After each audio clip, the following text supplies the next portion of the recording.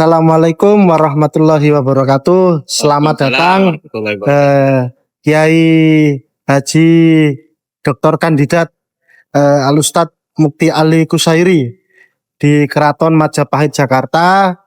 Ini keraton terdiri dari ada pendopo Maharaja Hayam Wuruk, lalu ada alun-alun Raden Wijaya, terus kemudian juga ada Balairung Mahapati Gajah Mada dan Taman Sari Maharatu Tribuana Tunggadewi.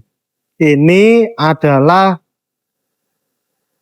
restorasi daripada miniatur keraton Istana Majapahit yang ada di Jawa Timur dulu. Ini setelah melakukan kajian-kajian ya seperti ini hasilnya. Ini pada kali ini Senayan TV berencana untuk membahas pidato Bapak Presiden Prabowo Subianto di PBB yang menjadi dalam tanda kutip sumber atau inspirasi dari pidato-pidato setelahnya. Nah, jadi sekarang ini seperti apa menurut pandangan Kiai sebagai pengamat di Timur Tengah posisi Indonesia dalam kancah dinamika geopolitik global? Ya, terima kasih Ustaz Mushab Podcast, host handal kita. Assalamualaikum warahmatullahi wabarakatuh. Waalaikumsalam. Sudah diundang sama Senayan Post TV atau TV Senayan yang membahas kali ini tentang sesuatu yang sangat penting, viral bukan hanya di Indonesia tapi di kancah internasional, yang dimana pasca pidato Bapak Presiden kita yaitu Bapak Haji Prabowo Subianto di PBB, sebelum kita menjawab tentang bagaimana posisi Indonesia, kita harus mengapresiasi terlebih dahulu Pak Ustadz Mushab tentang pidato yang begitu bersemangat, pidato yang begitu bernas, pidato yang bergizi, dan pidato Pak Prabowo ini pidato yang mencerminkan seorang presiden yang memiliki wawasan geopolitik yang sangat sempurna dan komprehensif. Kalau kita lihat dari dua aspek ya, yang pertama aspek speakingnya atau aspek penyampaiannya, Bapak Presiden Prabowo Subianto itu memiliki skill, ya, memiliki keahlian dalam berpidato yang sangat baik. Antara gestur atau body language, bahasa tubuh, kemudian mimik, lalu kemudian suaranya, dan dengan isi apa yang disampaikan itu seirama, sehingga kita sebagai audiens yang kita melihat di TV ya, apalagi yang melihatnya langsung itu terkesima, terhipnotis tanda kutip ya, dengan cara beliau berpidato. Nanti harismanya seperti harisma Presiden Soekarno. Betul. Jadi ini Presiden Haji Prabowo Subianto itu seperti reinkarnasi Bung Karno. Reinkarnasi dari Bung Karno. Jadi Bung Karno dulu pernah mengguncang PBB, ya, lalu kemudian Asia Afrika, untuk memperjuangkan kemerdekaan Palestina. Dan kali ini zaman modern kita kali ini kontemporer, ini ada reinkarnasi Bung Karno yaitu Bapak Presiden Haji Prabowo Subianto. Baik dari segi penyampaiannya, maupun dari segi substansi yang disampaikan, karena dua presiden ini adalah kutu buku Pak Ustadz Ishak. Saya punya teman yang tidak jauh dari sini, dari Majapahit, Keraton Majapahit Tiga ini, di Taman Mini. Saya punya teman namanya Pak Doli. Jadi Pak Doli itu penjual buku lawas, buku lama, buku antik-antik yang orang tidak punya. Pak Doli ini jual itu, dan salah satu langganannya adalah Bapak Presiden kita, yaitu Bapak Haji Prabowo Subianto, lalu kemudian Pak John, Menteri, dan beberapa yang lainnya. Nah, itu Bapak Presiden Haji Prabowo Subianto adalah seorang presiden yang kutu buku. Sama seperti halnya juga Presiden Soekarno, Bung Karno. Sehingga dua presiden kita ini ketika bicara tentang geopolitik internasional pasti berbasis referensi, bacaannya kuat, dan juga memahami realitas dinamika perpolitikan global yang sedang berlangsung, yang sedang berjalan saat ini. Nah, karena itu ini momen yang sangat penting bagi Indonesia, karena kita saat ini beruntung memiliki presiden yang mengerti bagaimana cara memposisikan Indonesia di kancah perpolitikan internasional, dan katakan kalau istilahnya game ya, permainan politik internasional, presiden kita sangat cantik dan pandai memposisikan di mana letak posisi di Indonesia dalam percaturan politik global. Nah, yang menariknya lagi, Indonesia ini meskipun bukan negara Arab, bukan negara Middle East atau Timur Tengah, Dan letaknya di ujung Asia Tenggara. iya, letaknya di ujung Asia Tenggara. Kalau kita ya, Pak Ustadz Mushab, saya ini kan alumni Mesir ya. Itu kalau kita naik pesawat ke Mesir itu berapa jam ya Pak Ustadz? 13 jam. 13 jam. Pesawat. Itu pesawat, coba bayangin. Itu lebih jauh dari kita ke Saudi. Kalau Saudi kan 8 jam ya. Itu kereta Bima Jakarta Surabaya 13 jam. 13 jam ya. Berarti itu berapa ribu kilo gitu. Itu jauh sekali. Dan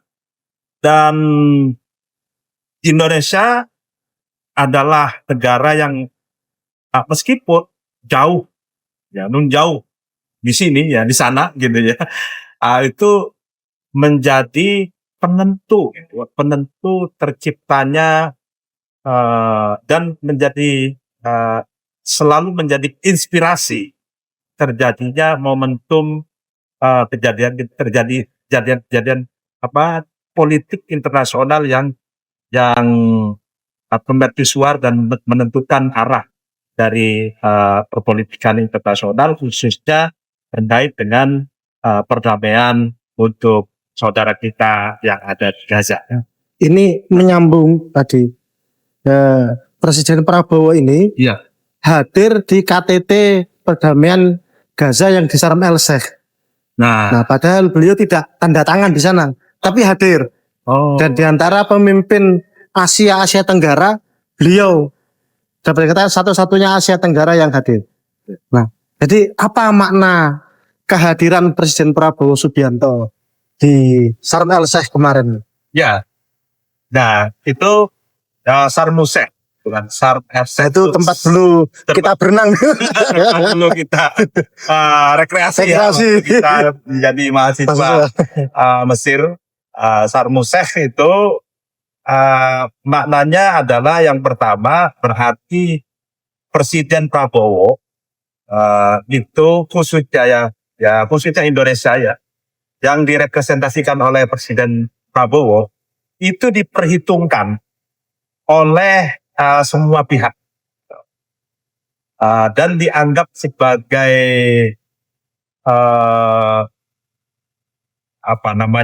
tokoh kunci dalam perdamaian yang terjadi yang ingin diwujudkan di Palestina dan Israel khususnya Gaza.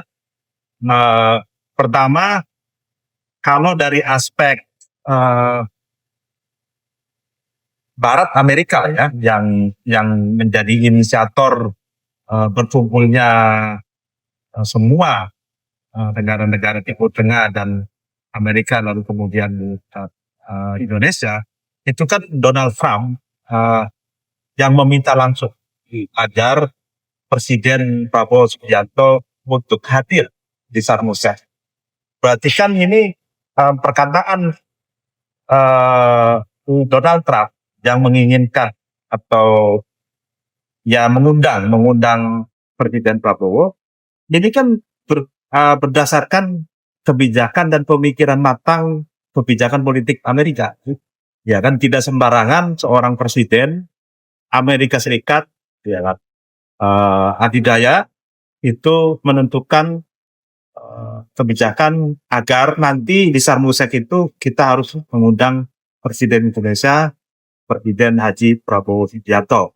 Nah, berarti kan ini ada kalkulasi dan pertimbangan penting politik menurut Paman Sam. Kemudian yang kedua, dari aspek Timur Tengah. Timur Tengah kita tahu mayoritas Muslim dan Indonesia ini adalah negara Muslim terbesar se-Indonesia internasional ya, sedunia. Indonesia paling besar. Mungkin kalau kita hitung misalkan seluruh negara Timur Tengah itu ada berapa muslimnya dibanding dengan muslim yang ada di Indonesia, itu masih banyak muslim yang ada di Indonesia kalau dibanding dengan jumlah muslim seluruh Timur Tengah. Karena masyarakat Indonesia kan banyak ya, 270 Hampir 300 juta. Hampir 300 juta. Kalau 90%-nya kan berarti kan hampir 280 juta gitu ya. Itu muslimnya gitu.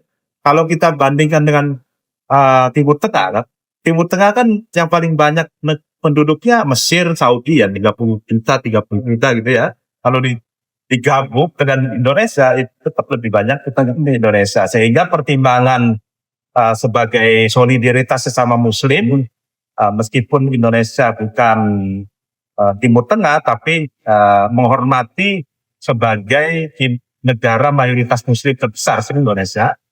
Pertimbangan kenapa Presiden Prabowo diundang itu. Yang kedua, faktor sejarah. Faktor sejarah karena Pak Ustadz Mus'ab sudah tahu dan masyarakat Indonesia sudah tahu, ya ahli sejarah ini Pak Ustadz Mus'ab, KTT Asia Afrika di Bandung Tahun 1955. 1955. Nah, itu kan Presiden Soekarno yang dengan tegas beliau adalah tokoh postkolonial. Postkolonial itu tokoh yang anti kolonialisme. Beliau tegas mengatakan bahwa Palestina harus menjadi negara yang merdeka, tidak boleh sebagai negara yang terjajah. Dan kemudian kebijakan itu sampai sekarang Presiden Soekarno, lalu Presiden Soeharto, B.J. Habibie, kemudian Ibu Megawati, SBY, Pak Jokowi, lalu kemudian sampai terakhir yang sekarang ini Presiden Bapak Haji Prabowo Subianto itu mengikuti kebijakan ini.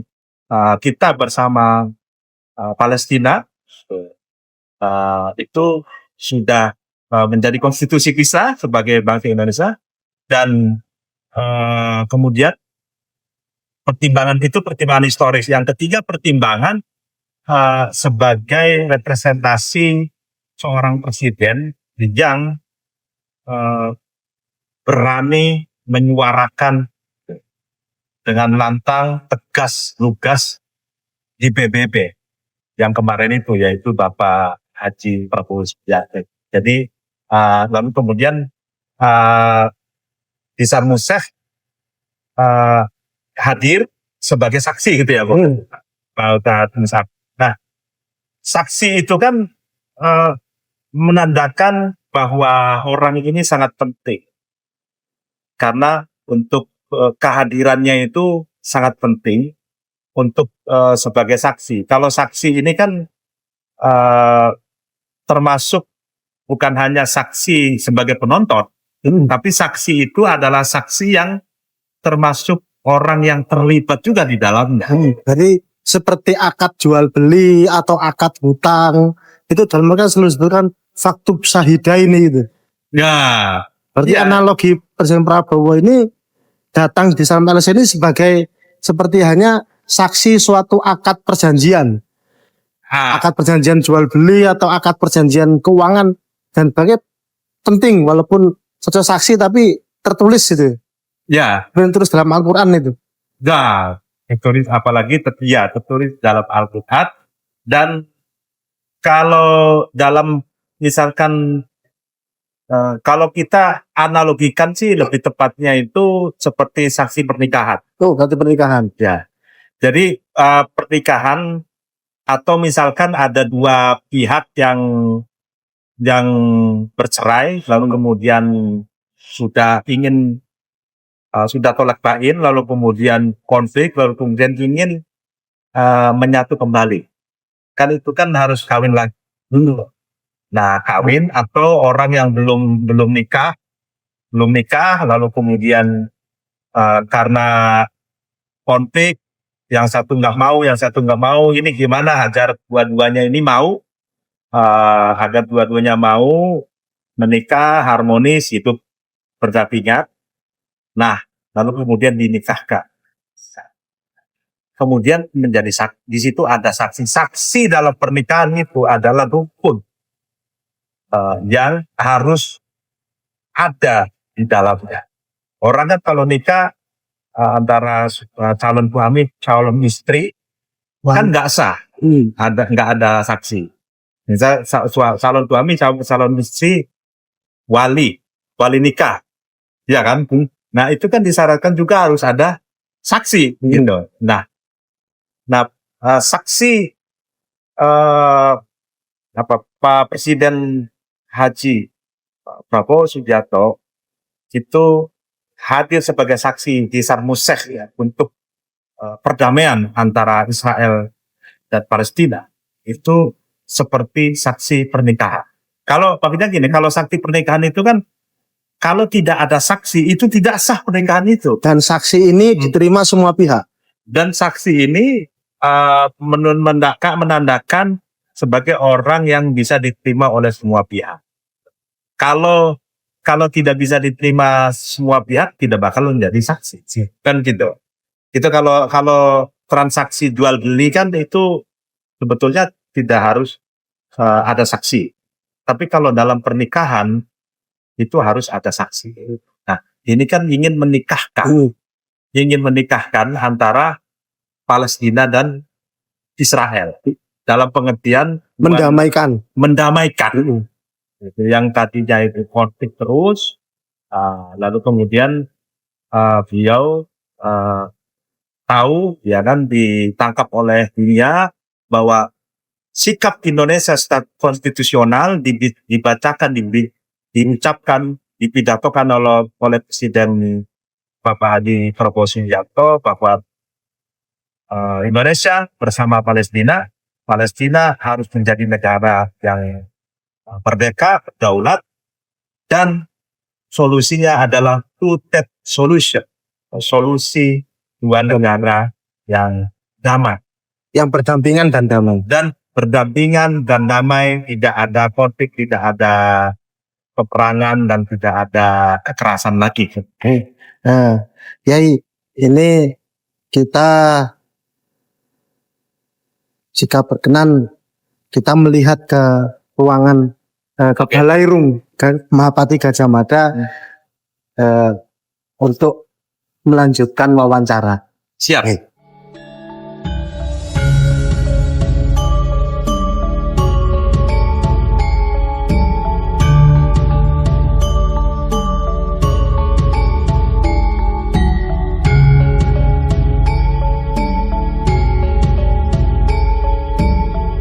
Selamat datang kembali. Ini Pak Yai adalah Balairung Mahapati Gajah Mada.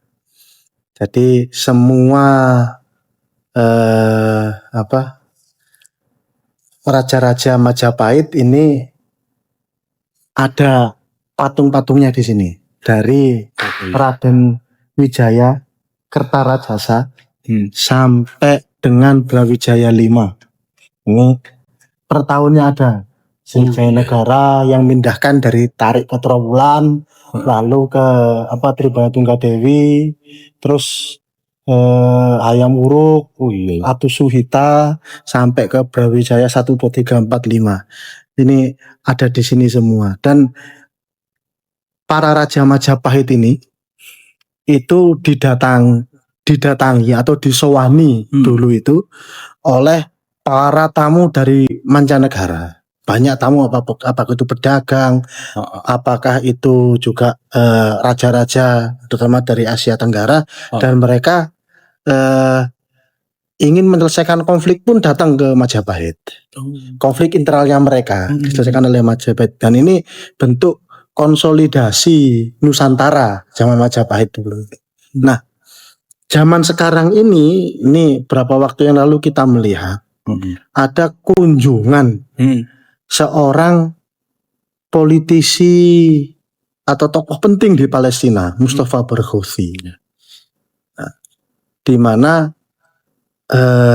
kemunculannya kedatangan Mustafa Barghouti ini dapat dikatakan berbarengan juga dengan momentum akan diselenggarakannya pemilu di Palestina. Nah, seperti yang juga Pak Yai ketahui, di Indonesia ini semua elemen Palestina ada.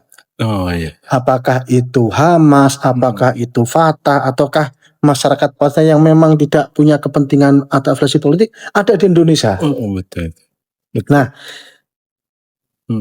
ini fenomena apa ini Indonesia? Kenapa semua elemen Palestina ini datang ke Indonesia, dan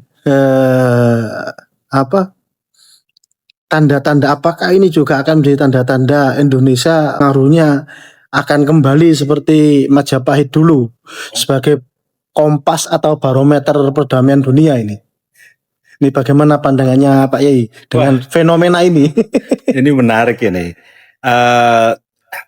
Penjelasan dari Ustadz Mus'ab itu bisa saya sambungkan bahwa mungkin ini sebagai takdir baik Indonesia, gitu ya, yang selalu dalam sejarahnya sejak dulu sampai sekarang ini menjadi pioner atau menjadi garda depan perdamaian dunia, seperti itu ya. Nah, khususnya perdamaian bagi sahabat kita rakyat Palestina, gitu ya. Nah, hubungan kita Indonesia dengan Palestina itu kan sudah terjalin sangat lama ya, ketika kita merdeka, lalu kemudian Presiden Soekarno juga memperjuangkan kemerdekaan Palestina sampai seluruh presiden kita, dan saat ini pun ada fenomena Indonesia sebagai magnet ya, bagi Palestina. Seluruh elemen Palestina ada di Indonesia, gitu ya. Mustafa Barghouti tadi disebutkan Ustadz Mus'ab itu adalah tokoh yang bisa diterima oleh dua pihak, ya. Fatah dan Hamas, gitu. Dan Mustafa Barghouti ini tokoh juga yang ingin mempersatukan sebetulnya kan, mempersatukan dua faksi besar di Palestina. Dan sebagaimana diketahui Ustadz Mus'ab, Mustafa Barghouti itu ketika berada di Indonesia itu bersama perwakilan dari Hamas. Yaitu, malah perwakilan dari Hamas yang mendampingi. Iya, yang mendampingi itu perwakilan dari Hamas, namanya siapa namanya itu? Aid Abu Atta. Iya, Aid Abu Atta itu. Nah, itu menunjukkan bahwa Indonesia ini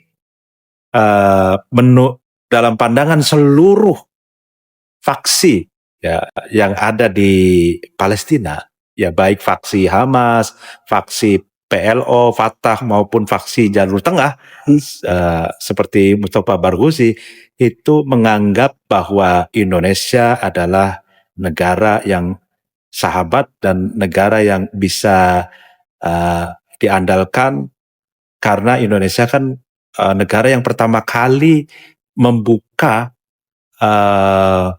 kedutaan untuk Palestina yang ada di Indonesia. Di Asia Di Tenggara. Asia Tenggara. Asia Tenggara. Itu kan.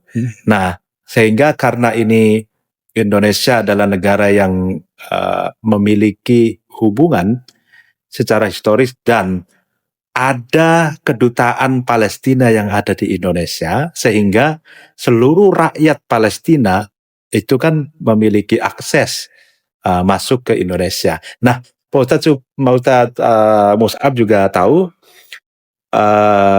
agak sedikit diperluas, dulu pada zaman Profesor Dr. Kiai Haji Said Akil Siroj menjadi ketua PBNU, lalu kemudian wakil ketua PBNU-nya yaitu Bapak Kiai Haji Dr. As'ad Said Ali. Nah, Profesor Dr. As'ad Said Ali ini adalah tokoh NU, tokoh Indonesia, dan mantan wakil kepala Badan Intelijen Negara Indonesia yang pada waktu itu soulmate-nya atau sahabat karibnya yaitu menjadi kepala Badan Intelijen Indonesia yaitu Bapak Profesor Dr. Haji Endro Priyono, benar nggak? Nah, karena kapasitasnya yang luar biasa ini, Bapak Kiai As'ad Ali memiliki jaringan lama ya, bertugas di Timur Tengah, punya jaringan dengan seluruh elemen yang ada di Palestina. Beliau punya inisiatif akhirnya memberikan beasiswa ke anak-anak muda yang ada di Palestina untuk belajar di Indonesia. Itu melalui PBNU, dan Pak Kiai As'ad membawa anak-anak Palestina ini untuk kuliah di Jombang, gitu, Universitas Wahid Hasim. Kenapa? Karena biar bukan sekedar kuliah tapi juga melihat Islam Nusantara itu bagaimana di pondok pesantren Jombang yang ada di Jombang sana ya, pondok pesantren sebagai pendidikan genuine Nusantara atau Indonesia. Nah, kemudian juga jangan lupa Bapak Presiden Haji Prabowo Subianto juga ya kan membuka beasiswa ketika beliau menjadi Menhan ya, Menteri Pertahanan, dan sampai sekarang juga itu ada beasiswa untuk masyarakat Palestina ke Universitas Menhan Pertahanan, Unhan. Ya, Universitas Pertahanan kan ada itu. Di antaranya ada Fakultas Kedokteran gitu, fakultas yang lain-lainnya. Itu di sana juga ada masyarakat Palestina yang mendapatkan beasiswa dari presiden kita yang sejak sebelumnya yaitu yang menjadi Menteri Menteri Pertahanan dan dilanjutkan sekarang menjadi presiden, itu beasiswa untuk masyarakat Palestina, sehingga meskipun Palestina terus konflik, tapi berharap Indonesia punya harapan Subhanul Yaum Rijalul Ghad, ya kan. Jadi anak muda sekarang ini adalah pemimpin masa depan. Nah, ini anak muda Palestina itu kan dikasih beasiswa di negara Indonesia. Indonesia adalah negara yang aman, ya kan, dan negara yang tentram, dan berharap gitu ya masyarakat atau anak-anak muda Palestina belajar di Indonesia, menyerap bukan hanya pelajaran transfer knowledge yang ada di Indonesia, tapi juga belajar lebih jauh dari itu, yaitu tentang bagaimana para pemimpin bangsa yang ada di Indonesia ini tidak mementingkan ego sektoralnya, mementingkan persatuan di atas ego. Itu coba bayangkan Bapak Presiden Haji Prabowo Subianto yang sekarang menjadi presiden kita, dulu kan rivalnya Pak Jokowi. Betul nggak? Iya.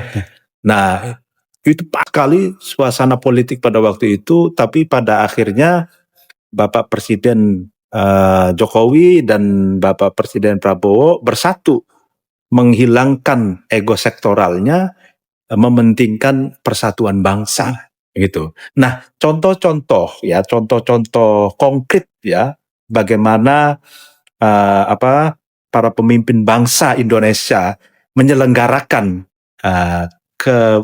kenegaraan dan kebangsaan itu sebegitu kuat mempertahankan atau menyatukan kohesi sosialnya gitu ya, persatuan di atas segalanya, itu juga di antara nilai yang penting untuk diserap dan dipelajari oleh pemuda-pemuda Palestina yang mendapatkan beasiswa belajar di Indonesia. Berarti mereka belajar bergotong royong di Indonesia. Nah, belajar bergotong royong, belajar toleransi, belajar empati, belajar bagaimana persatuan itu di atas segalanya gitu kan. Bagaimana moderasi Islam gitu kan. Nah, kemudian juga ada di sana ada Muhammadiyah yang luar biasa, ormas yang rumah sakit, punya kampus gitu kan, punya juga pondok pesantren Mu'alimin ya, Ustadz Mus'ab ini alumni pesantren Mu'alimin, dan juga punya unit-unit usaha yang lain sebagai ormas besar, juga ada Nahdlatul Ulama. Ini semua kita berharap bisa diserap, dipelajari, dan menjadi inspirasi bagi calon-calon pemimpin bangsa Palestina agar bisa juga diterapkan di negaranya, yaitu Palestina, seperti itu. Nah, Yai, tentunya perdamaian itu indah. Iya.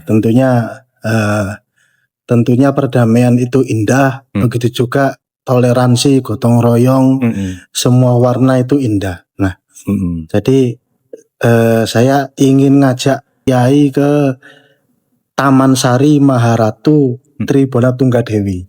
Mungkin Kiai bisa menikmati keindahan, apalagi ini waktu senja ini. Memang luar biasa ini. Mari Yai. Terima kasih sekali kita menemukan keindahan di tengah-tengah metropolitan.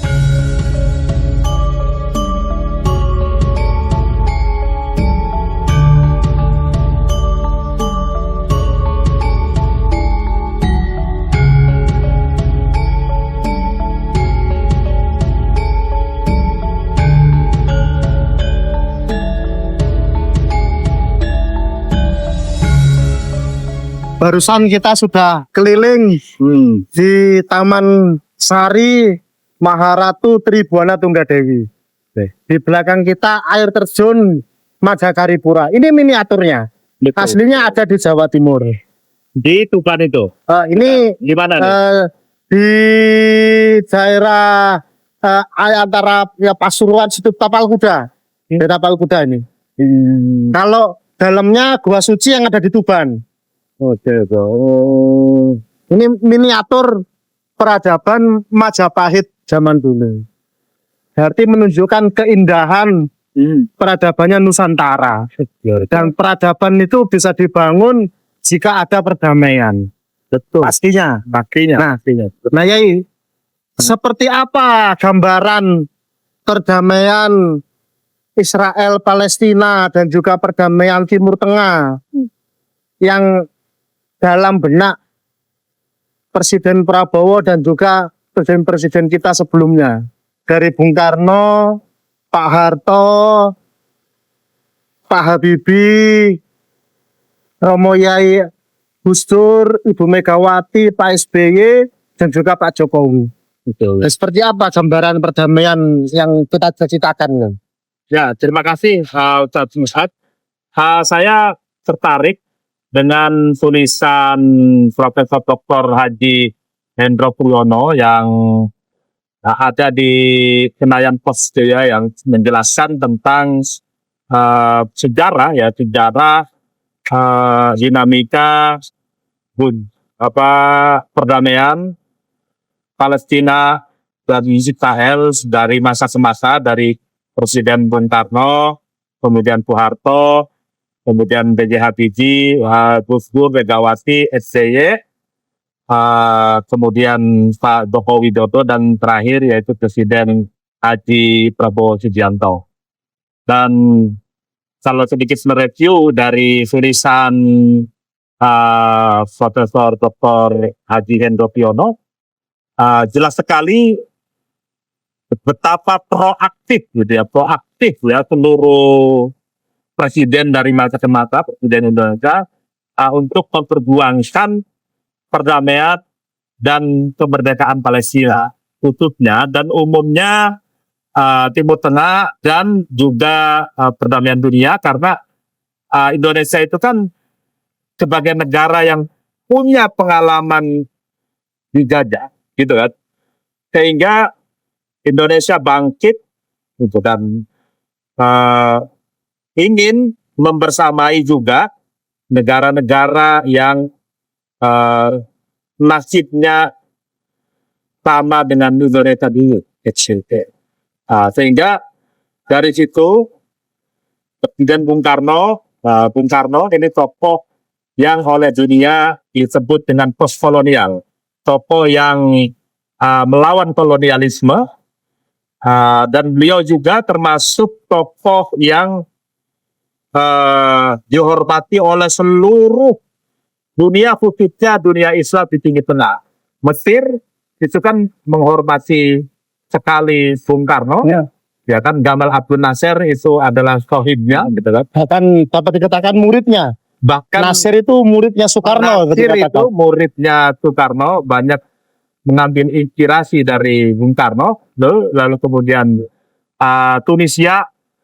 negara Tunisia, lalu kemudian negara-negara Timur Tengah yang lain itu mereka merasa bertanda kutip berhutang budi tentu dengan Bung Karno, karena Bung Karno ini kan tokoh yang menginisiasi Asia Afrika.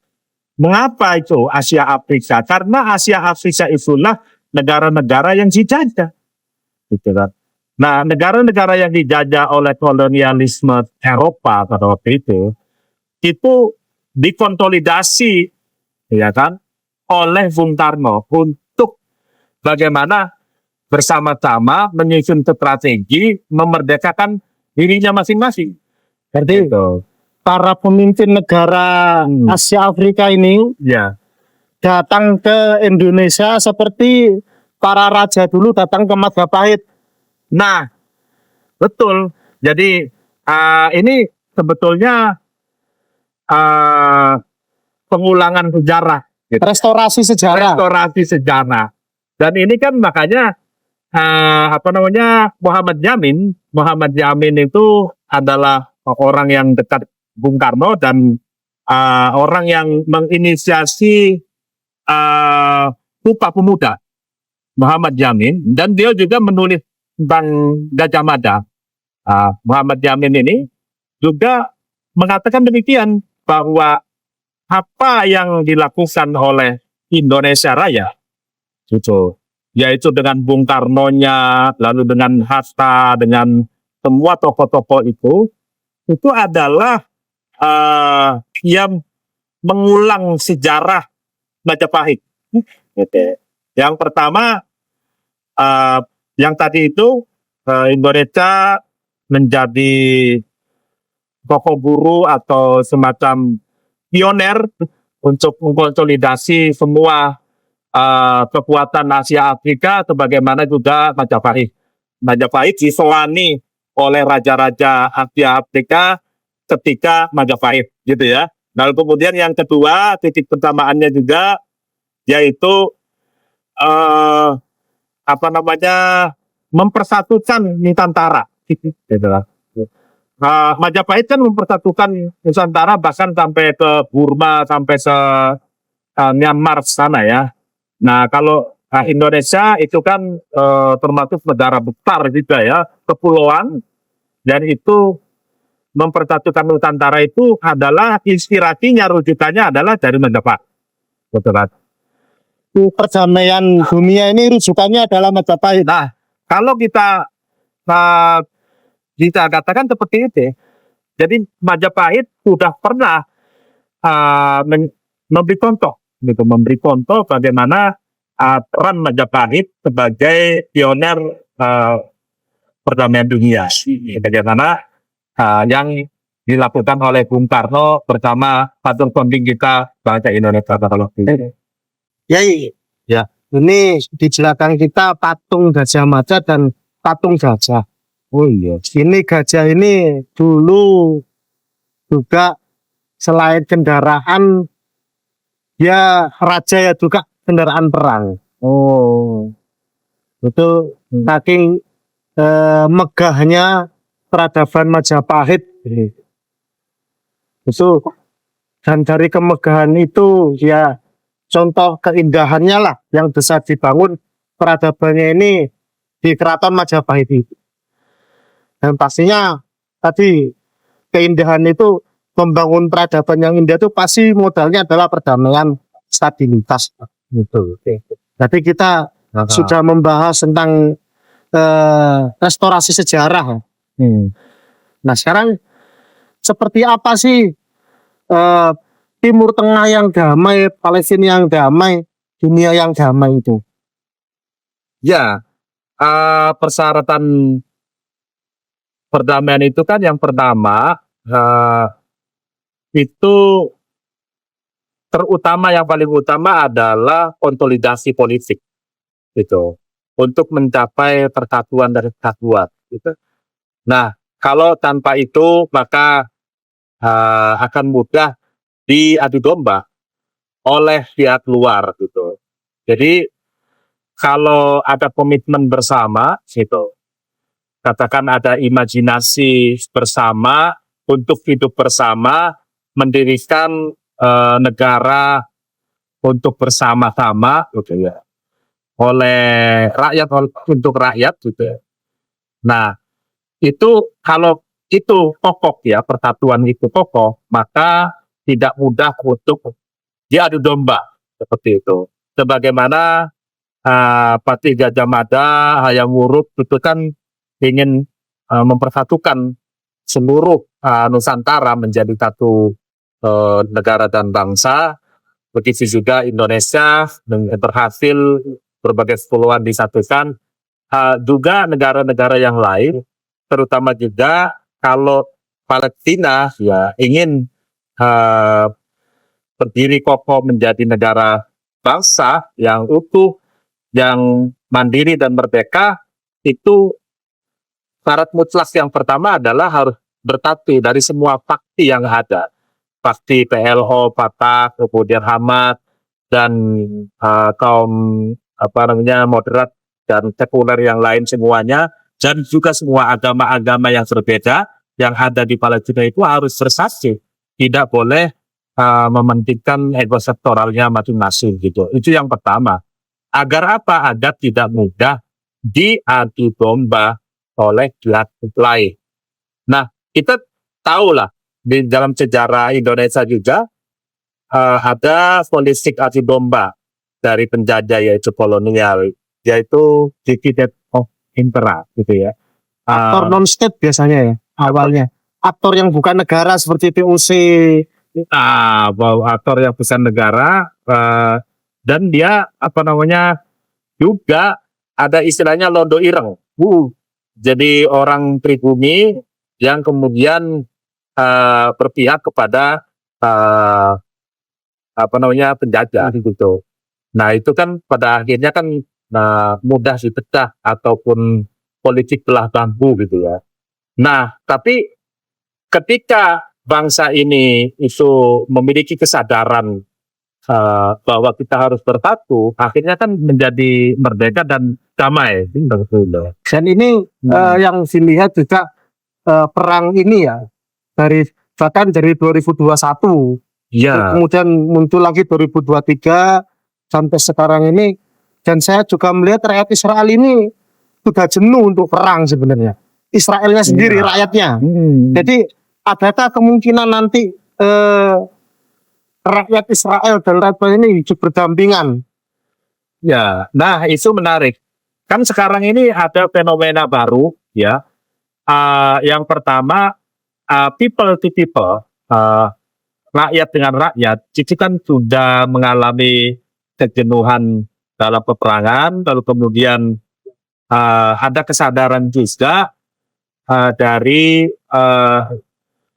rakyat dengan rakyat. Kok ini kita mudah diintervensi, lalu kemudian war atau perang itu kok meluas, sebagaimana bukan hanya perang Israel Palestina, tapi juga dengan Iran, gitu kan? Nah, dengan Iran lalu kemudian meluas lagi, kemudian dengan Korea, dengan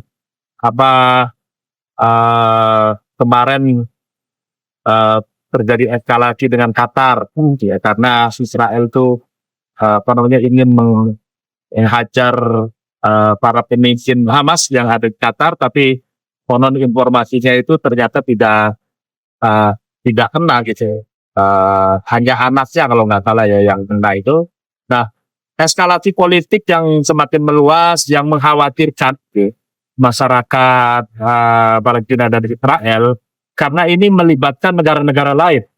Dan ini kan mengkhawatirkan, dan itu ketika diujanin oleh Iran itu kan membuat kecemasan massal di sana, sehingga tapi kita berharap dengan seperti itu kesadaran untuk berdamainya tinggi, muncul kesadaran minimal dari masyarakat, dan masyarakat kan banyak yang demo di Israel kan, demo untuk menuntut Netanyahu agar menghentikan perang, lalu kemudian tuntutan-tuntutan yang lainnya. Dan yang menariknya lagi adalah mungkin kita kaitkan dengan kampanye perdamaian yang dilakukan oleh Indonesia, Qatar, Arab Saudi, Bahrain dan Mesir, yaitu kampanye tentang pentingnya perdamaian buat Gaza di dunia internasional.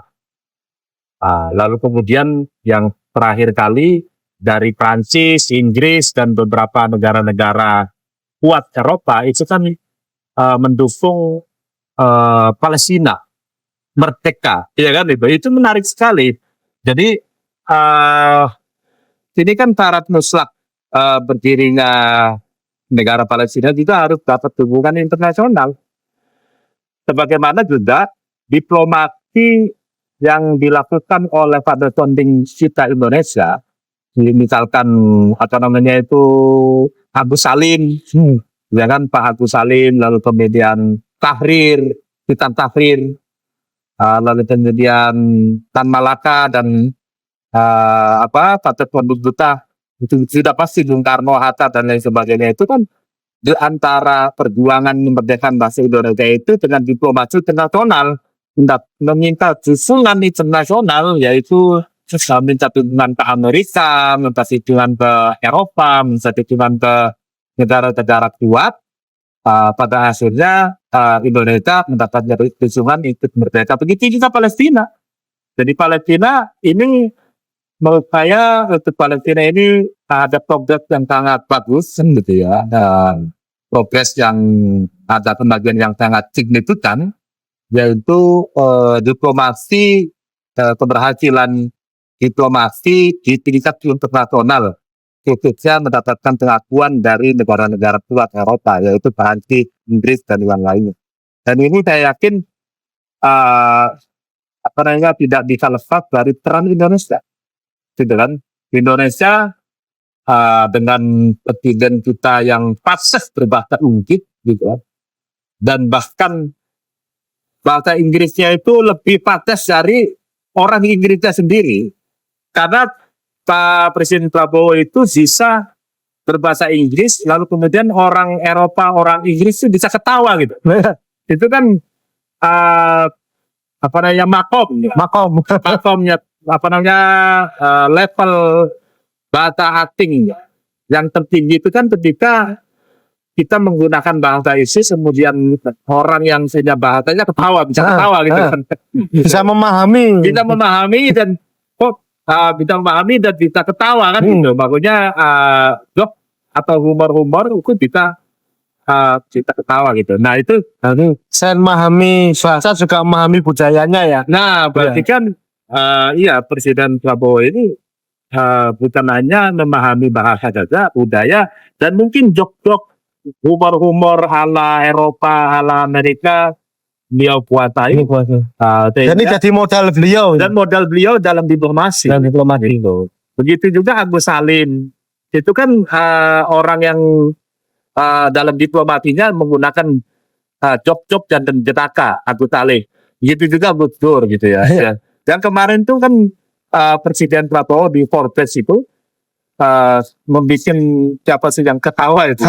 Moderatornya Moderatornya kan ketawa tuh ya. Karena itu apa namanya modal diplomasi ya. Itu bukan sekedar juga apa namanya mengerti bahasa asing, substansinya juga bukan, tapi juga kultur, jok-jok, pengakraban diri gitu ya. Bagaimana cara mengambil hati dan simpati ya kan tadi dunia internasional. Berarti ini penggalangan cerdas Presiden Prabowo ya. Kalau dalam ciri intelijen kan penggalangan cerdas ini.